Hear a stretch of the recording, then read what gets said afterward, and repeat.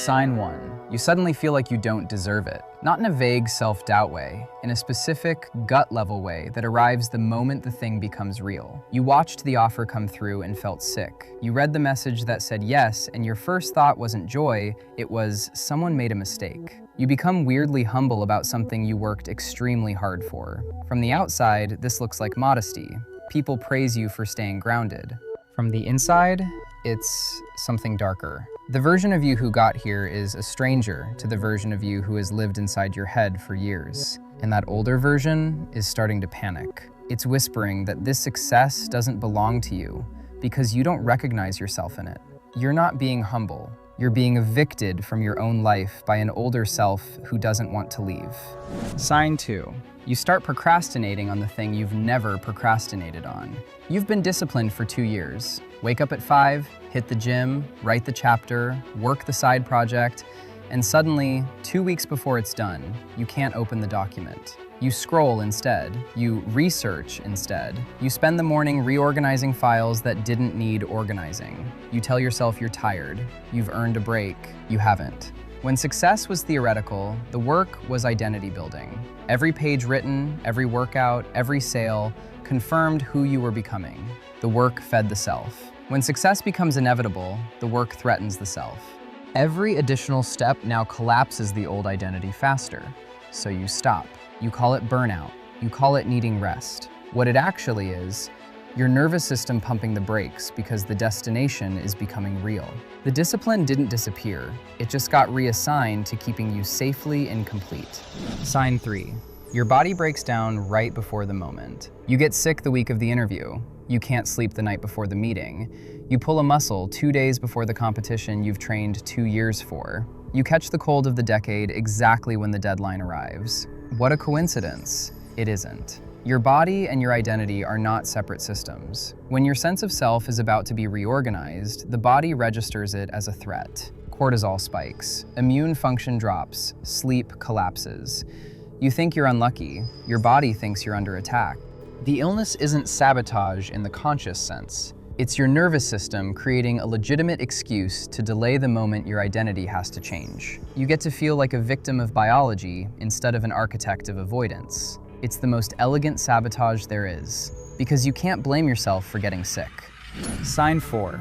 You start fights right before finish lines. 2 days before the presentation, you have a screaming argument with your mother about something that happened in 2012. The night before the interview, your closest friend somehow becomes your enemy. None of these conflicts are about what they're about. When your identity is about to be reorganized by success, your nervous system needs a way to discharge the internal terror. External conflict is the simplest mechanism. If you're consumed by anger at someone else, you don't have to feel the existential dread of becoming a person you don't yet know how to be. The fight isn't the problem. The fight is the painkiller. And the people closest to you become collateral damage in a war you're actually waging against your own transformation. Sign 5.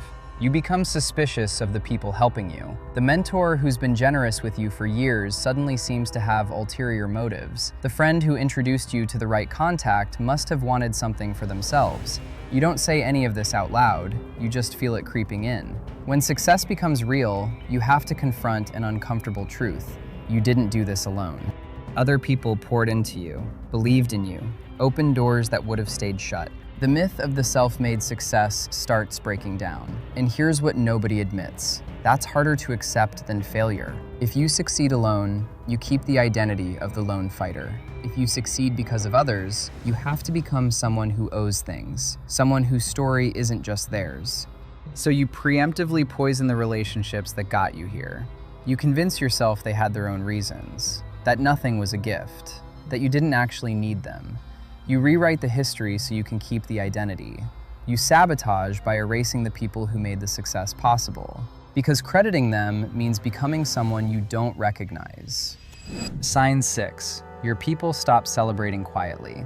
This is the one almost nobody warns you about. You succeed at something real, and the friend you've known for 10 years suddenly seems distant. The family member who always supported you starts making small comments. The group chat goes quiet. The people who cheered when you were trying go strange when you start winning.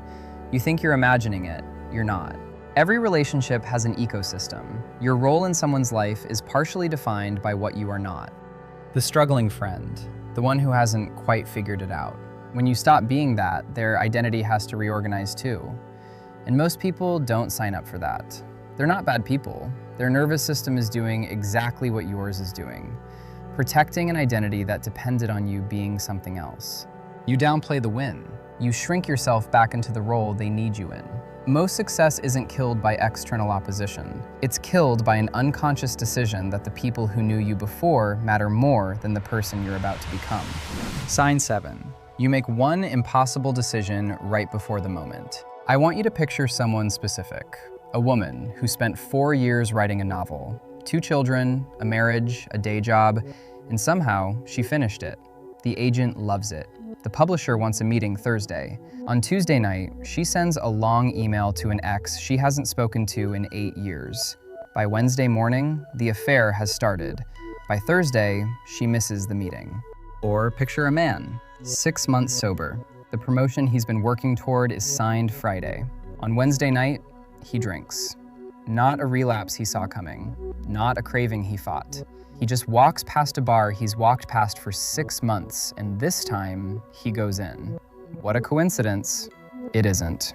When every other defense has failed, when the body didn't break down enough, the fights didn't escalate enough, the suspicion didn't push the right people away, your nervous system reaches for the nuclear option. One single, irreversible act that makes success impossible. And the elegance of it is that you don't recognize it as sabotage in the moment.